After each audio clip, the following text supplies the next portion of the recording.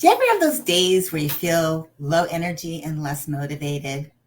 Like, how do you tell the difference between low energy and not feeling like doing anything from not feeling motivated to do anything? I promise you it's not a trick question, and I really want you to know the answer. So here it goes. When you're feeling low energy and you don't feel like doing anything at all, like I said, it could just be low energy, and that could stem from not taking care of yourself. And yes, we're talking about self care because that's so important. Because there really is a difference between not being motivated to do anything when you're feeling low energy than there is when you're feeling less motivated to do something, which has nothing to do with your energy levels. Hi, I'm Leslie Godet, and I'm your mindset and emotional coach. I work with women who are on a mission to make a bigger impact in the world and who strive to adopt a both and rather than an either or mindset. They love what they do in their corporate job and they strive for more by pursuing their passion project or exploring entrepreneurship. And I show them that it is possible to have both, meaning they don't have to choose. You don't have to choose because when you develop an unstoppable mindset and learn how to manage your emotions, which in turn protects your time, you get to keep doing what you love. You get things done more efficiently and timely. You'll be able to pursue adding something more to your life that lights you up. And you will spend quality time with your loved ones. Yes, you will find that quality time available to you. So I want to talk to you, as I said, it's self-care. Yes, I'm talking about self-care a lot, but the reason is because I think a lot of people tend to put themselves low in the totem pole, or they ignore self-care, or they think it's just a buzzword that people throw around. And yes, it's I get it. All you hear is self-love and self-care, and you're going blah, blah, blah, and you're like yawning and you're bored, right? From listening and hearing all of that. But I tell you today, I want you to really truly listen today. If you don't listen to anything else today, if you don't read anything else today, I just want you to listen in on this really quickly because I am going to try to keep this as short as I can. So here's some tips for you to help you when you are not feeling motivated, just because, right? You just don't feel motivated. I've had those days, right? You wake up and you're like, I know I have things to do today, but I just don't know where to get started. I don't know how to get started. And I'm not feeling motivated. So here is a way, here's 5 things that you can do to help you to start figuring out like why you're feeling less motivated and to try to figure out the difference because there really is a difference. So number one, you regularly review your goals and the progress that you're making. It's not about perfection, it's about making progress, right? And part of this is making sure that you're in alignment with what you are doing right now. I've talked about this many times. I say this to you and I will continue to say this to you over and over again, that it's more important to work on things that are in alignment with you right now than it is to be looking at the bigger picture and trying to fit everything in all at once, because all that does is it has you chasing after a lot of things, diluting what you're doing in those areas because maybe you're multitasking instead of doing one thing, doing it well, and then moving on to the next step. So it's really important to review what your goals are and your progress in that and making sure you're in alignment with what you're doing right now. And because when you know what you're doing right now, if it fits, you know you're in alignment and you know that it lights you up because you want to do it. So then you have less of those days where you don't feel motivated. And we're going to get to that. Tip number 2 is continue to set new goals, right? Don't let fear stop you, because I think this is what happens is when we get into that goal setting phase and we start having momentum and we continue growing and learning, and then we start stretching and thinking, okay, I want to do this next. Fear has a way of stepping in and telling you those stories in your head, right? The stories, you carry them forward from your past experiences from growing up.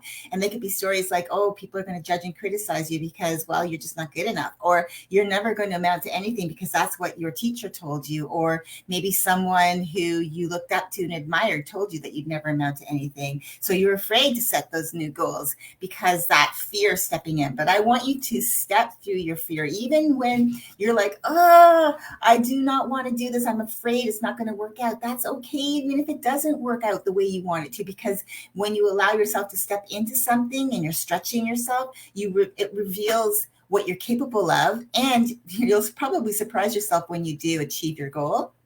But you will never know unless you step through that fear and step outside of your comfort zone.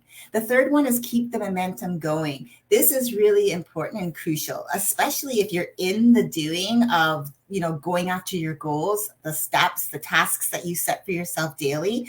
Consistency is key. It's not about showing up one day and doing something and then you take a few days off and then you come back to it, because what that does, it has you in stop start mode, and then you start to lose focus and you start to lose confidence, because you're like thinking, oh, I'm up and down all the time. You don't feel so good.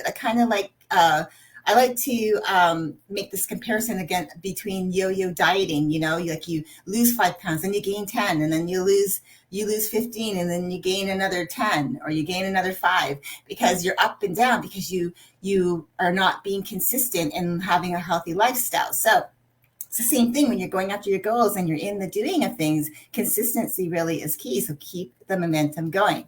Number 4, find people in your life, even a mentor, someone who is experienced in the habit you want to create, right? Or the habit you want to change. Someone that you look up to, that you admire, that you see them doing something that you know is what you want to do, you want to continue doing. And the only way for you to do that is to find someone else that's already paving the path, right? So you look for those people.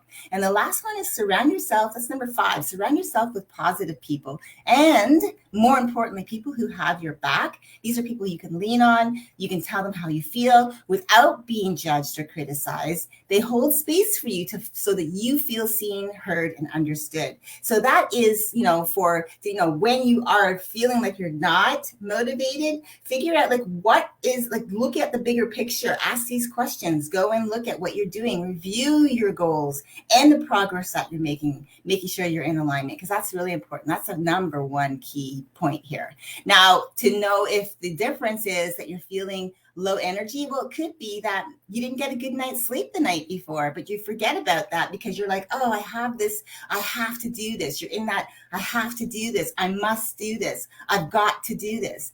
Change that narrative to say, I get to do this. But also, if you really are not feeling good, or you're just not feeling, you feel like you have low energy, your body's trying to tell you something. So listen to it, because you don't want to get to that point where you're going to burn out.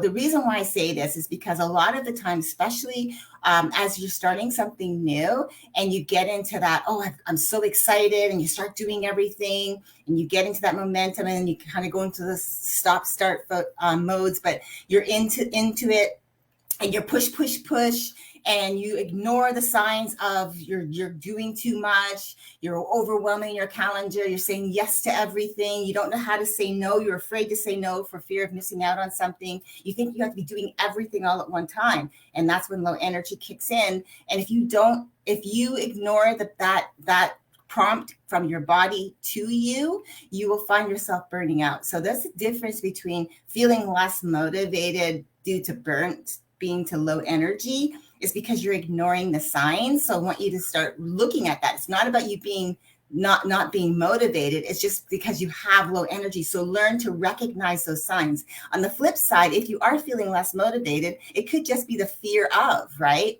And so looking at those tips that I shared with you, to review what you're doing and make sure that it's in alignment and you can track your progress, to continue setting new goals and push through fear, punch through fear, and step outside of your comfort zone, stretching yourself so that you grow, keeping the momentum going, because consistency is key here, right? So that you're not always in stop start mode, and find people who are experienced in the habit you want to change, or you want something that you want to double down on, watching them as they go through their journey, and you admire them, and that they, you can see that they're making progress. And surround yourself with positive people, and the people who have your back, who you can truly lean on, your tribe of people who really get you and care about you. And I wanted to share this with you today because, like I said, there are those days when you are going to feel less motivated, and it could be due to low energy or to fear of, because of course, you're stretching yourself. So learning the difference between the two, and cutting yourself some slack, extending yourself grace when you get into those moments where maybe it isn't low energy and it really is loss of motivation, and reaching out to those people who you know, like, and trust, who have your back, that you can say, hey, this is how I'm feeling. This is where I'm at. One of the things I want to add to it, which is really, really cool, is something that I really think can add to it. You talk about an accountability partner to make sure that you're on track and you're doing things. How about an accountability celebration partner? Meaning someone that you know that has your back, that's always inspiring and encouraging you to do more, to be more, to live your life, and share with them when you actually set a goal, but you also achieve that goal, so that when you have these moments that you're not feeling good about, you can go back to that same person or persons, and they'll be able to remind you that you already achieved something and this is how you did it, and re-inspire you, re-motivate you based on your past experiences and your past achievements. So that's what I wanted to share with you today. Like I said, I'm trying to keep it really, really short. So with that being said, I remember to navigate your day with an attitude of gratitude, because with the right attitude, it will put you in the right mindset for when life throws her curveballs or puts up those roadblocks in your way. You'll be in a better frame of mind to manage your emotional trigger moments. I hope you have a great rest of your Monday, a fabulous week, and I'll see you guys again soon. Bye for now.